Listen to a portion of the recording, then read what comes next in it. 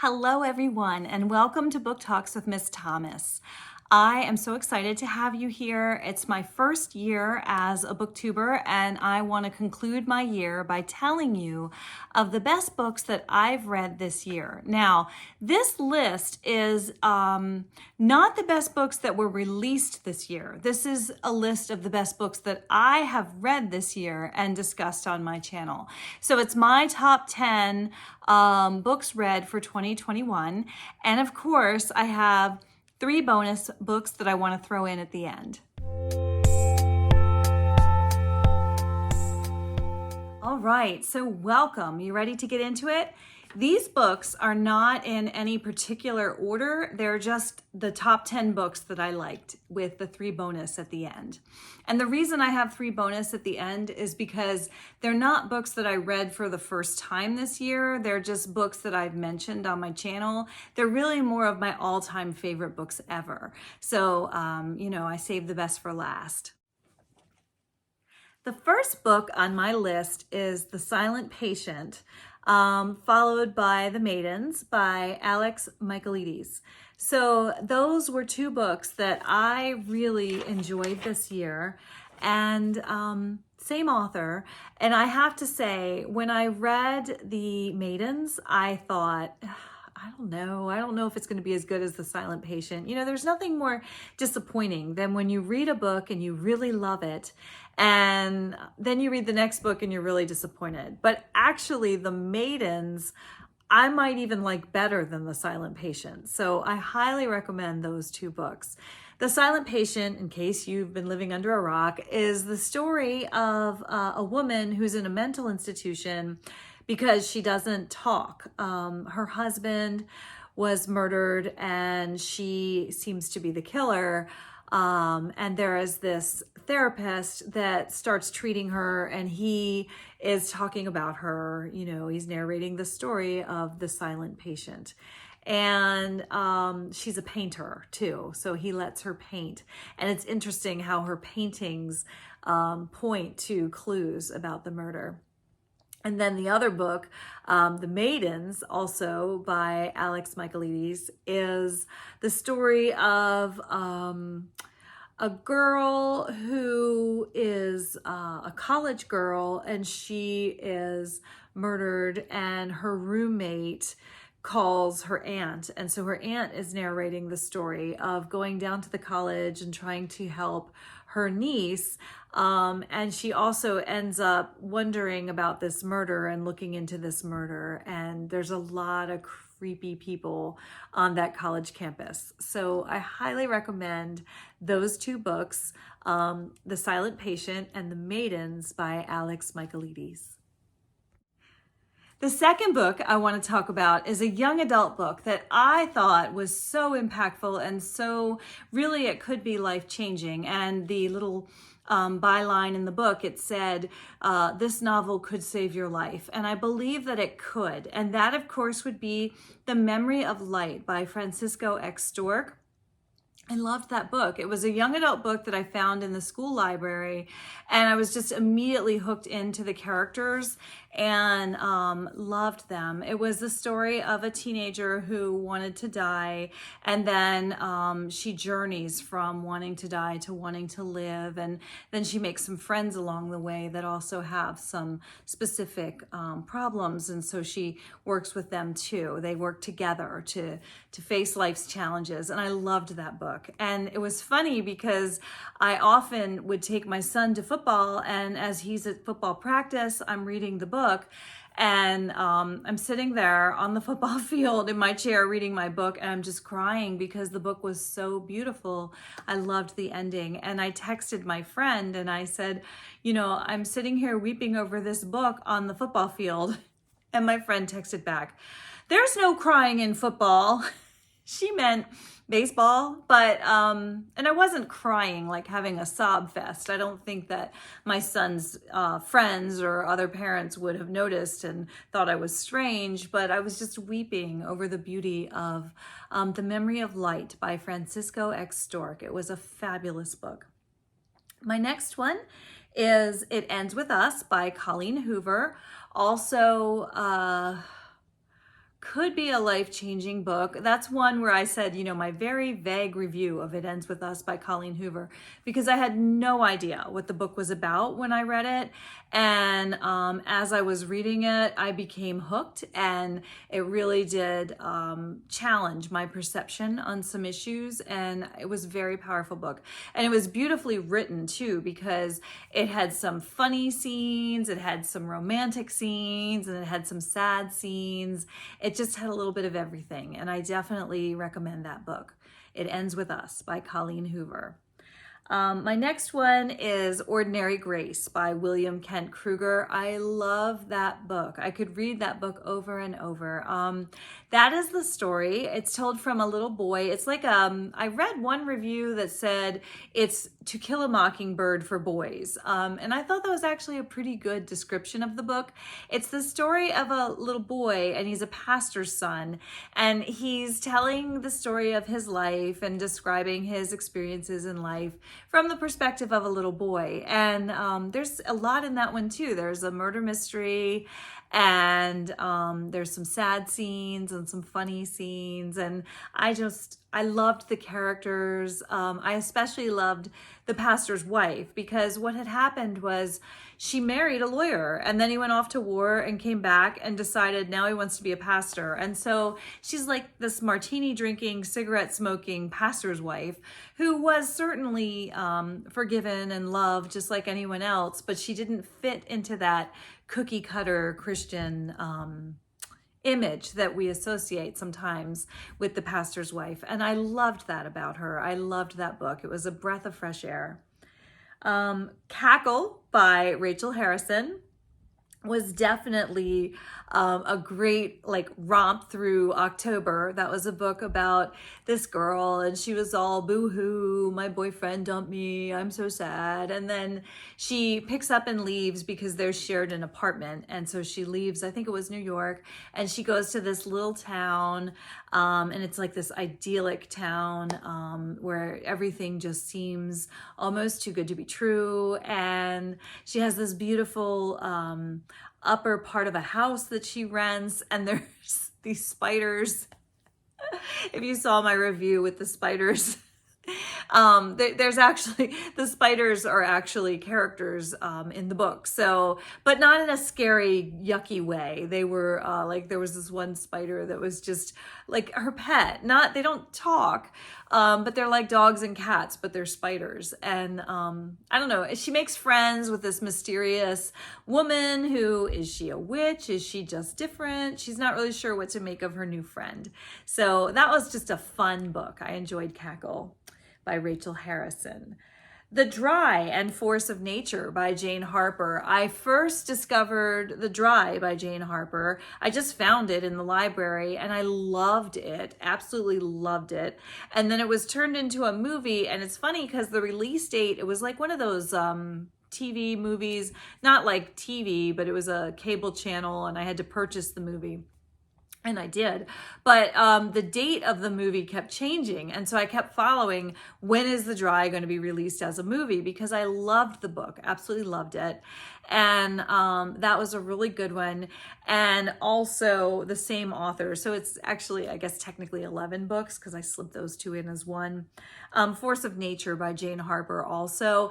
They're both a detective series. The detective, of course, his name escapes me right now. I'll put it on the screen, but he's a detective, and he's FBI financial detective, like forensic accounting. So he investigates financial crime, and he ends up in this mystery. In The Dry, he ends up in a murder mystery where his best friend from childhood was killed, and the police write it off as like a homicide suicide. They think that his friend killed the wife and then killed himself. But, being his childhood friend, he has trouble believing that. And so he looks into it, and it turns into a really just creepy murder mystery with a lot of interesting plot twists. I highly recommend The Dry by Jane Harper. And then because I like the detectives so much, I'm surrounded by financial people in my family. I have no head for numbers at all, but my husband and my son, they're both financial people. So I like the idea of this detective who solves crimes by following the money. And in the other one, it was Force of Nature, and it was a company retreat gone wrong where a woman disappears, and she's a real mean woman. No one likes her, and she disappears during this company retreat out in the wilderness. And so then everyone becomes a suspect, and that was a really great book too. Let's see.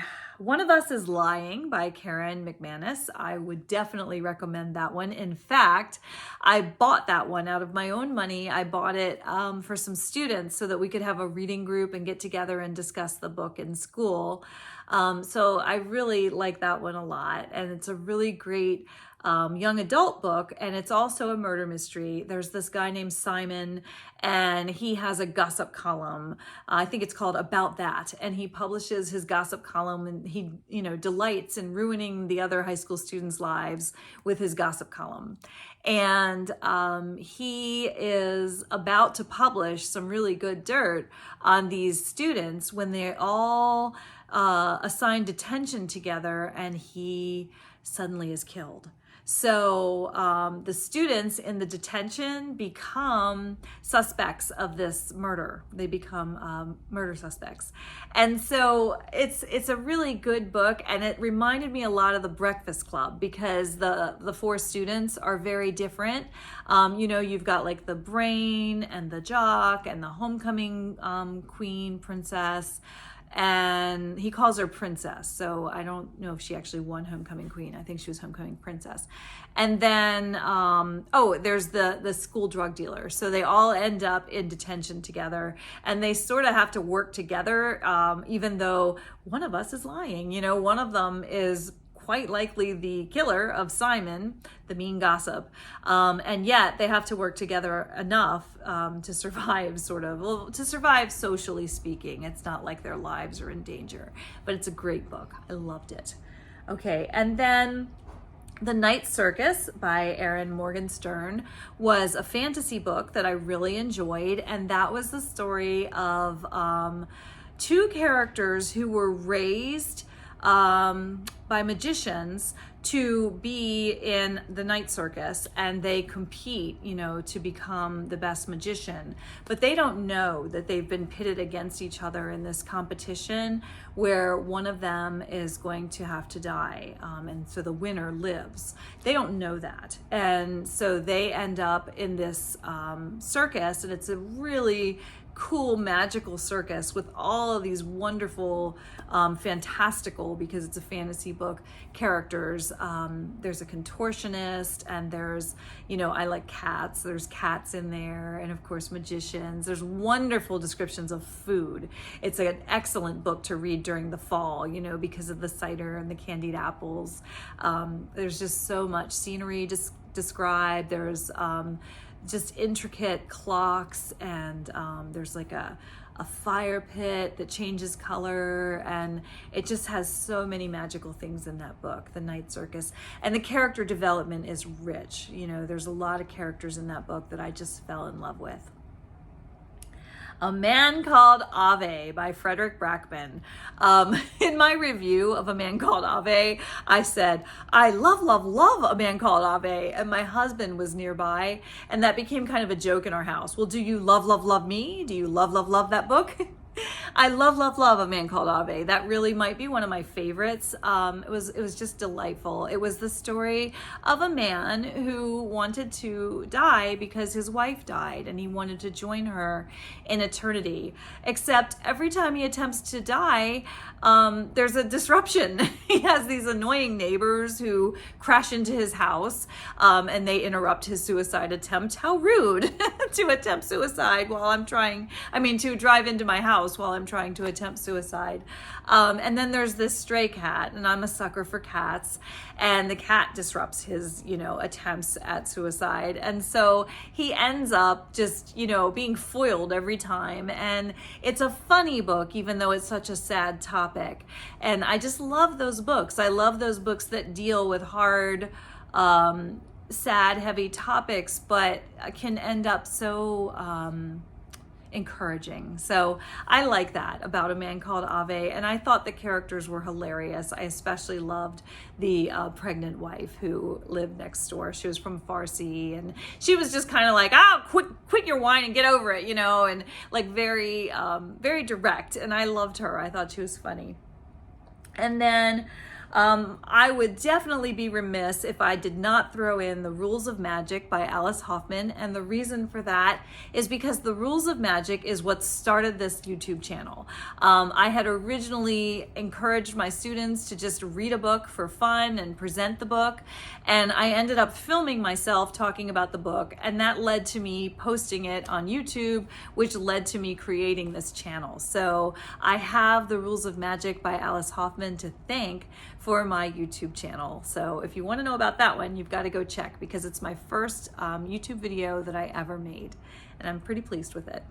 I'm not pleased with the Man Called Ave video though. I look at these videos that when I was first starting out, and I kind of cringe because I think like, oh gosh, that's not done very well, but I'm leaving them up because they're my first attempts at YouTube videos, and this is really just a hobby for me. So all right, now for my 3 bonus books. I want to tell you, they're my bonus books because they were not books that I discovered this year or books that I read this year. They're just beloved books that I have read and have mentioned this year on my YouTube channel. And of course, my all-time favorite would be, well, it's a close one. It would be between 2, but I would definitely say Fool Me Once by Harlan Coben is one of my absolute favorite books of all time. I love that book.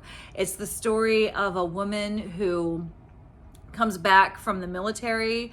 She flies airplanes for the military, and she comes back and she's in New York. I think it's Central Park, and her husband is murdered right in front of her. And when she's at the funeral, a friend of hers says, "Hey, why don't you take this nanny cam to keep your child safe while you're working?" And so she puts up the nanny cam and she sees her husband on the nanny cam.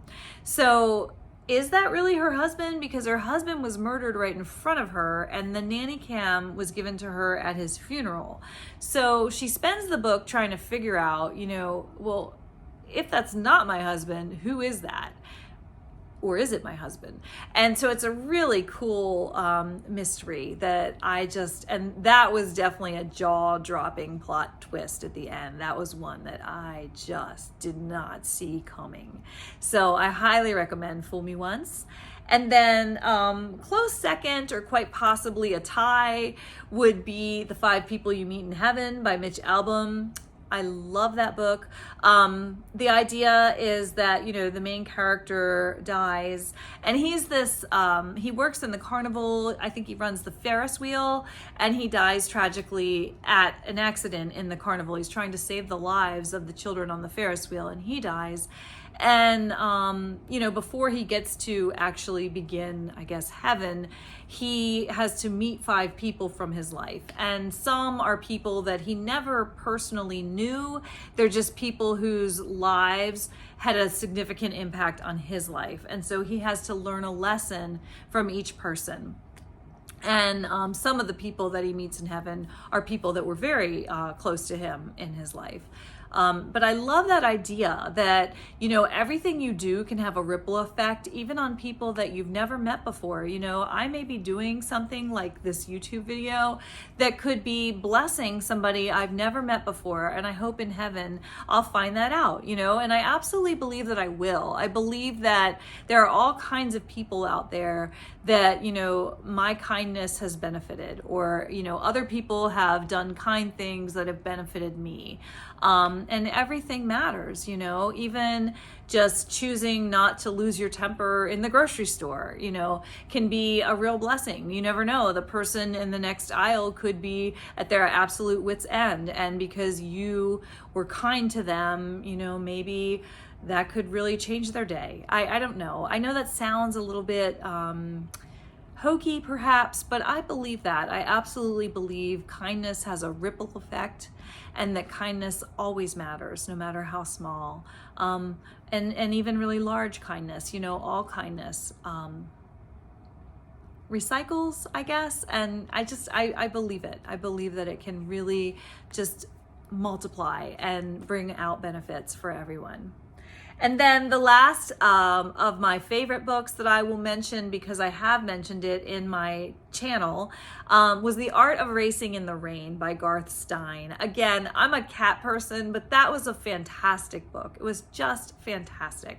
It was about, it starts with this man, and he has to put his dog down because his dog is very old, and the dog, you know, he needs to be put to sleep because he's just so, his health has failed to such a point.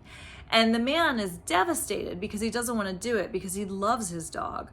And he remembers getting the dog from the puppy mill as a puppy, and he's had the dog through so many things in his life. But the thing is, the story is told from the dog's point of view, and the dog is ready to go. He wants to be put to sleep. He's lived a wonderful life, and he's ready to let go. And so the dog is telling the story of his life with this man, and you know, it's sad because some really terrible things happen in the book as the man and the dog, you know, live their lives together. But then some really wonderful, beautiful things happen too. So The Art of Racing in the Rain would be one of my favorite books of all time. And so I will end there on my video, the top 10 plus 3 bonus books of 2021. Thanks for listening, and I hope you have a fantastic 2022.